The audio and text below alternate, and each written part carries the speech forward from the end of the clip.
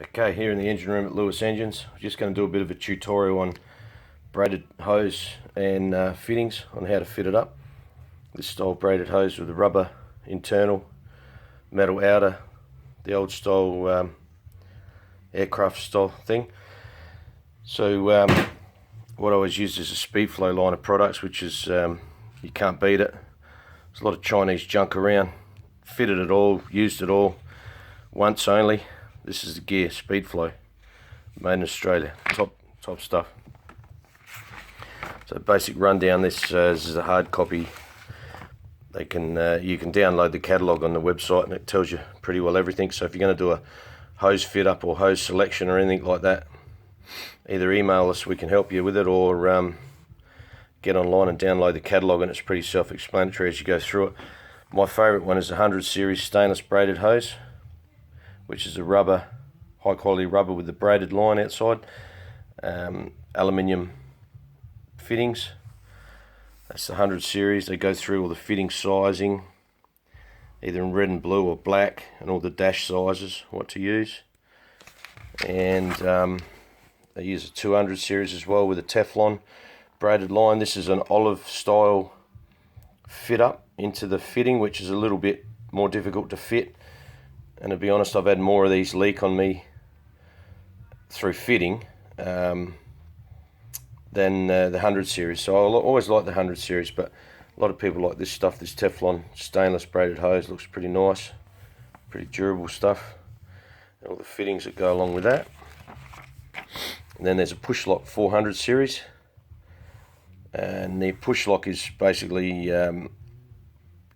oil it up and push it straight onto the barb. So you got a pretty savage barb there, and if anyone's tried to cut these off of the fittings after, believe me, they're on there. You push them on and then lock them with this clip at the bottom. Quite simple fit up, but I use that on low pressure stuff like oil drains and low pressure fuel stuff. I've seen people use them on oil pressure 100 psi applications and that, but I'm sort of a bit dubious about doing that. I've seen a few blow off as well, probably from fitting problems associated, but yeah, the 100 series is fairly user friendly. I try to use that most of the time.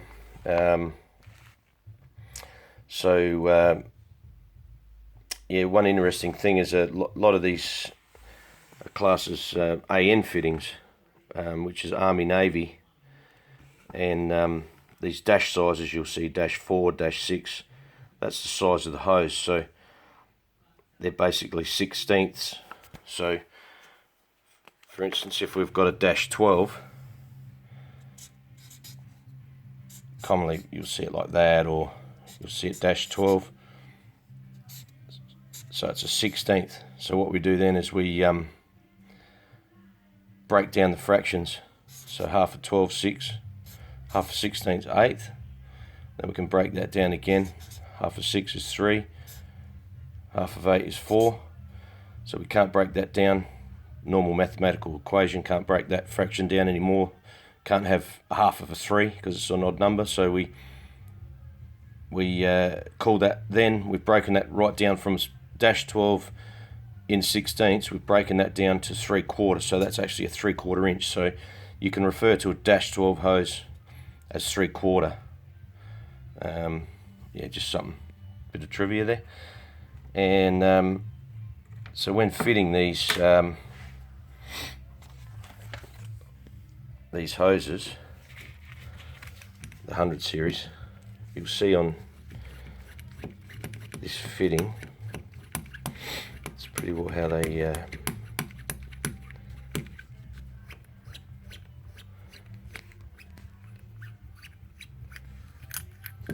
so you've got that nut which fits over the hose, and then this goes into the hose. So the best way to explain it is to, when the fitting is fitted, when the nuts are all clamped down, what you want to see is in between the blue and the red nut here, you'll see that gap that's increasing as I'm winding the nut out, and inside there's a thread there. So when the fitting's fitted onto the hose, the ideal way is you want to see it there. You don't want to see any thread. I've seen a lot of people fit them up where they fit up the thing, and when it's tightened onto the hose, it's butted right up like that. You can pretty well say that the hose isn't clamped into the nut correctly if it's like that. Well, you don't want to have it right out here so you see thread. You know, I've seen some like that, people leave them like that, but that's an aircraft mechanic that sees anything like that, he's going to run. So when it's fitted, you look at the fit up and you say that's fitted correctly. When it's there with that gap between that red and that blue area, that gap in the center, that's what you want for correct fit up. So just going to show you now how to fit these things.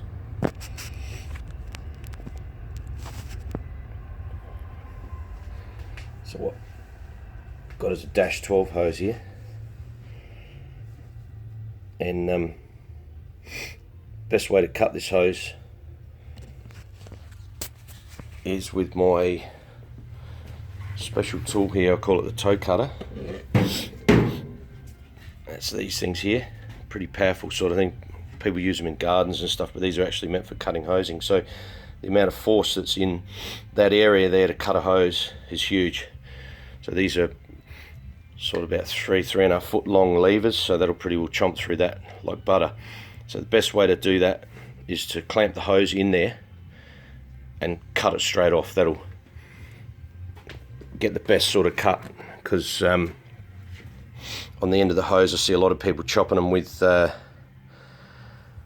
a disc cutter. Like the old way we used to do it was you tape it up and mark it, and then we cut it through with a thin disc cutter, and you get a lot of fraying of the braided line. It's very hard to fit into the nut, and get a lot of crap inside the rubber hose. You get a lot of black residue, which is harder to wash out. You know, this is just a nice easy way to cut it with the cutters there, the handheld cutters. So we get a nice even cut. You see how the braided line's sort of folded over the outside. It looks a bit ugly, but it is actually easier to fit it. So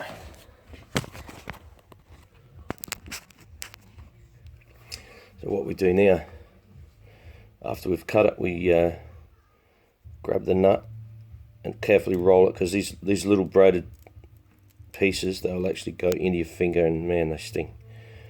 So you've got to sort of get them all in and just roll it over.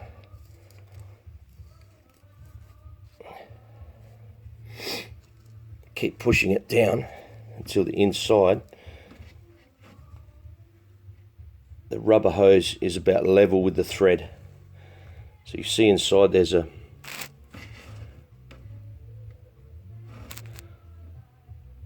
thread and the hose on the inside. That there's not in enough, so you gotta push in hard to get it. So that that's about right. So that hose is just underneath that thread on the inside. That's about the distance we want to fit up the rest of it. So now see how I've squashed it, and the inside the rubber hose is peeled over. It's going to be very hard to get this section, even though this section's got a lead in on it. It's very hard to get that in there and roll that in. So what I do is I've got a bit of a trick that I use to sort them out. If you're going to do a lot of these fittings, best thing to buy is these aluminium spanners too, because they don't bruise the fittings when you put the fittings on.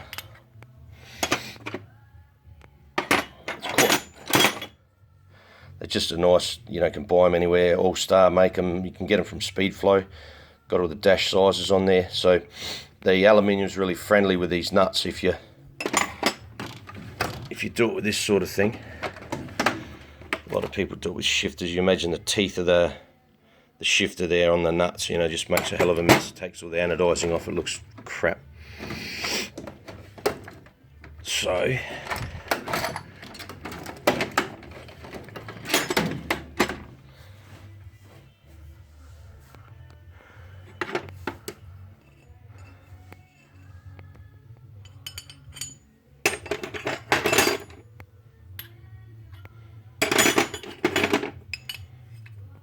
So that's the size for that.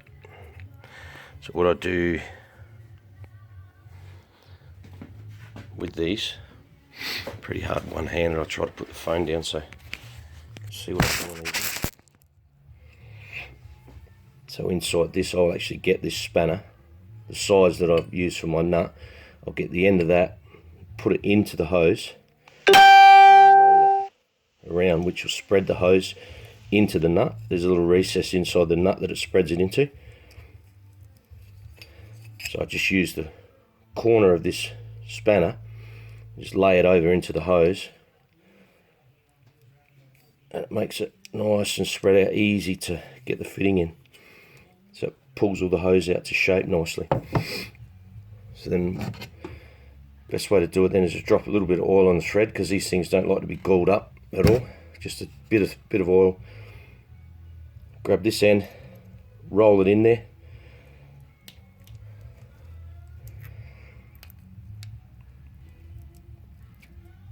You'll feel it go in. It just finds itself. You roll it around and it just drops in. Then what you want, you don't want to put a spanner on this thing. You want the thread to find itself. Don't want to go wind it on with a spanner, because it'll be cross-threaded or something, and then if you don't get that first thread, it will be a bad day. $70 fitting will be destroyed pretty quick.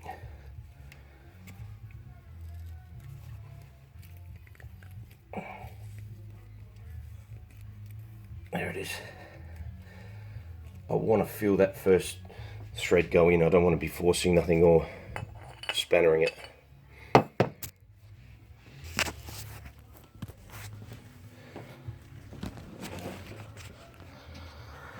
So now we've got to get there.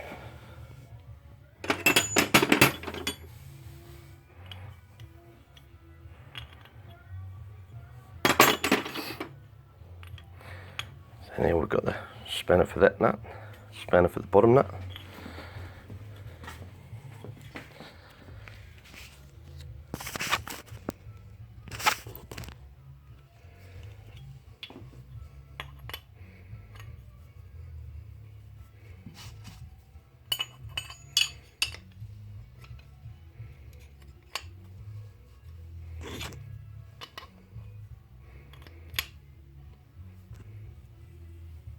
Let me just wind that top nut in.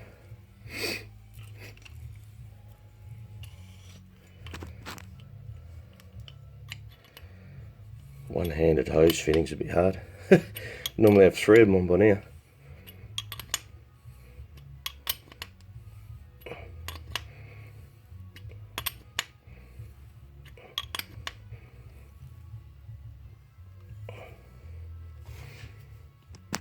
Get it fairly tight. That's it. See how we're just over the thread? Nice gap in between the red and the blue fitting there. It's pretty well it. That won't leak. That'll stand thousands of PSI. No problem at all. And another trick as well is to, when you're doing a fit up on a, like from fitting to fitting, to get the correct hose length, say that's on the engine, say this this fitting here is on the engine block or whatever. What I'll do is I'll sit my hose from fitting to fitting, and with a black texter I'll just put the hose next to the fitting where it's got to go, and you know that the hose is going to be around about there in the nut. So what I'll do is I will mark a texter line across there.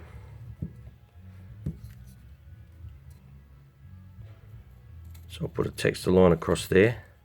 That's where my hose is going to sit in the nut, and then I'll go to the other length and put the hose against the fitting and do the same thing, and that's where I'll cut it. And then when you put it onto the engine, the hose will be all nice length, and from fitting to fitting it'll be nice. You won't have it too long or too short or anything like that. It's quite easy to do there. So yeah, any questions anyone wants, just email us or anything, and we'll help you with fittings supply the fittings. Yeah, any advice or whatever, just give us a yell. Thanks.